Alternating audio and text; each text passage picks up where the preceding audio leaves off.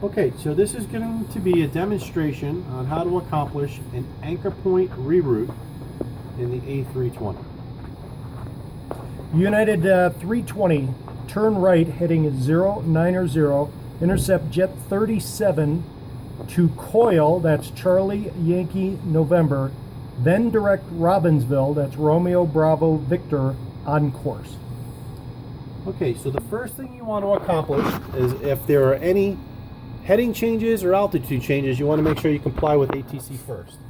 So I always, as a habit, pull before I turn, verify I have heading as my FMA, and then I'm going to come back up to the FCU and make sure that I'm complying with that turn to the right of 090, and you can see now the airplane is complying with that. Had there been anything else as far as a climb to an altitude, you'd want to make sure that you're accomplishing that task as well. But all we had was a heading. United 320, climb and maintain 12,000. Alright, so the PM would have to set 12,000. We would both verify that that is the correct altitude set. And now as the pilot flying, I can pull that same exact knob and then verify with my FMAs. Now we're showing thrust climb, open climb, going up to 12,000. And you can see now we settled in on the 090 heading. So we are complying with the turn and the climb. The rest of the clearance was, on that heading, we want to intercept Jet 37 to Coyle.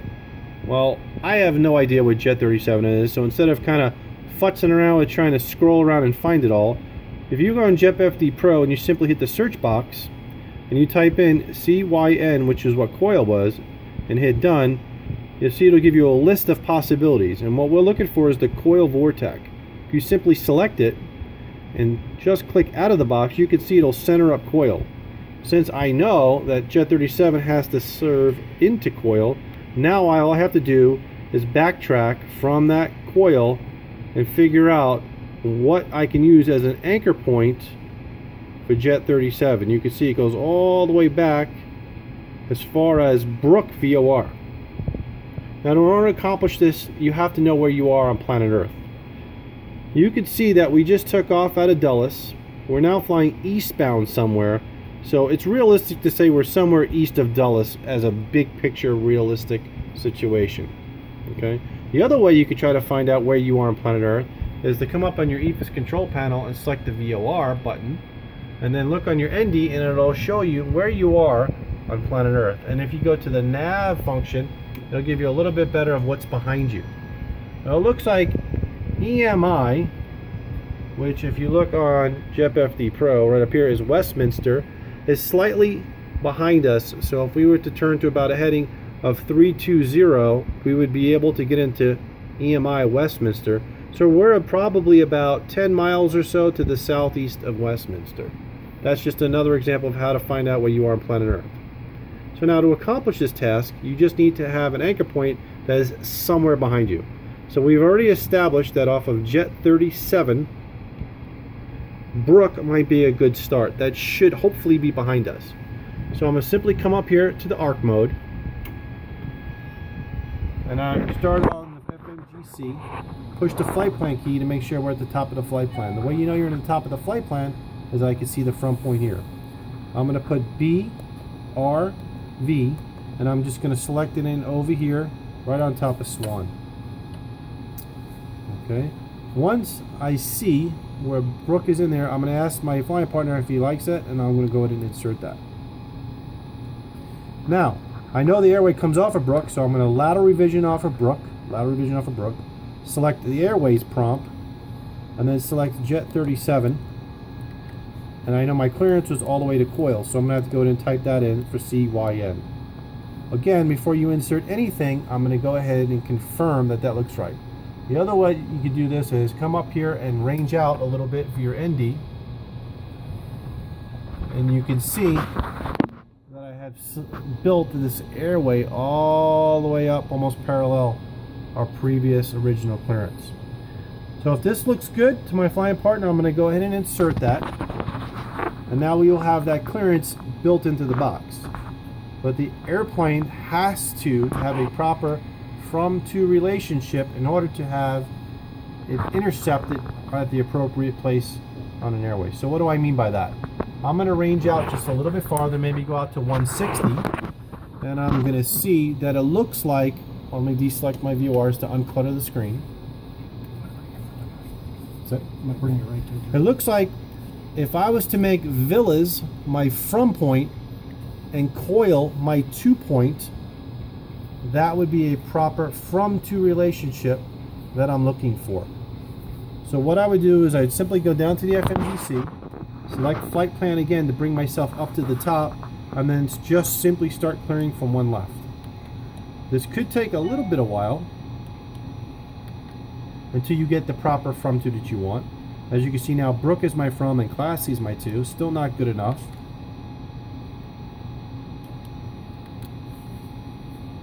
Now it's showing Nails and Villas as the proper from to. I want to clear one more time. Now it looks like Villas is my from and Coil is my to. I would ask if my flying partner if that looked good, and then when they agreed, I would go ahead and select this temporary insert, and then you can see the ND clears right up. And you can see now I'm still looking like I'm going to hit between Villas and Coil. Now nav should be available. So I come up here on the FCU, push for nav. You can see nav is armed in blue, and we have an intercept point now between Villas and Coil. Now I'm complying with the first part of that clearance. You can see the ND is still a little bit cluttered because I haven't completed the second portion of that clearance. After Coil, our clearance was to go direct to Robbinsville, which was Romeo Bravo Victor. I could select that simply right on the Coil in the box. Ask my flying partner if he thinks that looks good. Once he says yes, I'll insert it, and then you should see the ND clear right up, and then it's Coil, Robbinsville, flight plan route on course. Now anytime you do any type of reroute, you should always make sure you have enough gas to complete that reroute, especially if you're sitting in the left seat. And then what you'd want to do is make sure that you didn't deviate more than 100 miles laterally. If you did, you'd have to contact dispatch. I know that is a lengthy process. Anchor point reroutes are one of the more, I guess, work-intensive reroutes that we have in the Airbus fleet, but that should hopefully clear things up on how you accomplish it. United 320, turn left heading 060, intercept the coil 330 degree radial to coil on course. Okay, that's the left turn to 060, intercept the 330 degree radial inbound to coil, then flight plan route. So again, the first thing you want to do is comply with the turn. I'm already in heading, but I want to pull now to get myself out of the nav armed mode and turn left to 060. Now that I'm in that turn, establishing a 060 heading, the way to comply with the rest of that clearance is anytime you fly a heading to intercept either a radial in or outbound of a VOR, you need to start with the direct. So now I would go down on the FMGC and select direct. If coil is available, you may select it. If coil is not available, you can simply type in CYN and put it in one left. But since it's available, I will select it. Once you select coil, you see options for either radial in or radial out. Well, the clearance was the 330 radial in. You do not have to do any mental math. You simply come in and just type in 330, select it in the radial in. You'll see the numbers go from small to big. Now you look on your ND and you can see that the radial changed and it's depicted there.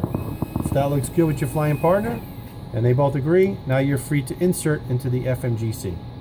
As soon as you insert, anytime off of any direct, it'll automatically arm nav. So you can see now I'm going to insert, and then nav is armed automatically, and we should have an intercept point that'll fly us inbound on that radial to coil. And then as crazy it looks, it's still complying with the rest of the flight plan route. That's how you fly a heading to intercept a radial in. I can now demonstrate how to intercept a radial out. United 320, turn right heading 110, intercept the coil 150 radial outbound. Expect further clearance in 5 minutes. Okay, again, first thing you want to do is comply with the turn. You can see nav is armed, so we don't want that anymore. So I'm going to pull to make sure we just have heading engaged. I'm going to go ahead and turn right to a heading of 110. That's set. We're still in just heading, and the airplane is turning to 110. On that heading, my clearance was to intercept the 150 radial outbound of coil, and then expect further clearance. So again, anytime you're flying a heading to intercept the radial in or out, you start with the direct key. So I'm going to hit direct. Coil's an option. If it wasn't, again, I can simply type in C, Y, N. So we'll demonstrate that way this time. Select it into one left. Okay. Again, once you do that, it gives you the option for radial in or out. You do not have to do any mental math. The clearance was on that heading to intercept the 150 radial outbound this time. So I'll stick it outbound. You can see it draws it out on the ND. Before you ever insert anything in the FMGC, confirm with your flying partner that they agree with that clearance. Once they agree, I'll insert it. As soon as you insert anything using the direct key, nav will be armed automatically. So here we go. I'm going to insert it. Nav will be armed automatically, and then you will see that we have an intercept point. And then anytime you look at the top right-hand corner of the ND, it'll always give you your 2-point. Our 2-point became manual this time as opposed to coil. Manual just means you're going to fly outbound indefinitely on that radial forever until we get further clearance. That's how you turn a heading and capture a radial outbound. United 320, you're clear direct Robbinsville. United 320, clear direct Robbinsville. Very, very simple. Back in the box here, select the direct key. If Robbinsville is available, you can select it. If not, you could have felt free to type in RBV. Since it's there, I will select it. You have two choices. If you don't do anything and you just insert it, it automatically defaults to direct with the beams. Since there's really nothing in between me and Robbinsville, it doesn't matter. If there were a bunch of points between Robbinsville and myself, I may want to select the direct 2 to just clean up the box. Okay? But since there's nothing there, I'll just leave it with the beams because it doesn't make any difference. Before you insert anything into the FMGC, confirm with your flying partner. Once they agree, you hit direct 2, insert. Nav will now become engaged, and you can see the airplane is going to start turning direct to Robbinsville. How do I know I'm going direct Robbinsville? Again, the 2-point in the Airbus is always in the top right-hand corner of the ND. So as a foot stomper, we always like to say, hey, I'm going to Robbinsville, and nav is engaged. That's how you fly direct to a point when you get the clearance. United 320, climb and maintain flight level 290. Flight level 290, United 320. Again, the PM would have to set this. And in this demonstration, I'm going to go ahead and set it. We would both confirm flight level 290. And now we'd simply, since it's an unrestricted climb, just go ahead and pull. And that changes the FMAs to thrust climb, open climb. And I always like to confirm Robbinsville nav to reassure that we're still going to Robbinsville. And now here the airplane begins its climb up to flight level 290. United 320, cross 20 south of Robbinsville at or above flight level 210. All right, 20 south of Robbinsville at or above flight level 210. So south would obviously be on this side, or I should say the west side of Robbinsville. The way you do that along track waypoint is you simply have to come down here and type in Robbinsville into the scratch pad. You cannot line select it down into the scratch pad.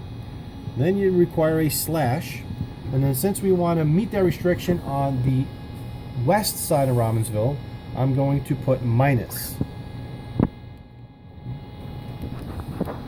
So now I have Robbinsville / minus 20. Simply select it right on top of Robbinsville, and the FMGC will know exactly where to put it in the flight plan. You can see it put it prior to Robbinsville, and that becomes a PD01. That stands for Place Distance 01. Now before I select it in there, I want to go ahead and put a vertical revision in it. So I want to put /+210. I'm going to select that on the PD01 side for a climb, and then you can see it put it in there PD01, and it'll be above, at or above flight level 210. Before you insert anything into the box, confirm with your flight partner, and we're going to go ahead and select it in there. The reason why it says heading track first is because if you're putting anything in between you and yourself, what you're using for navigation, you have to come up here and select heading. Once you select heading, then you can come in and reinsert it again. Okay. Once you insert it in the box, then you have to come back up and push for nav, and then confirm your FMAs, and now still thrust climb, open climb, 290, naving, but now our 2-point is place distance 01.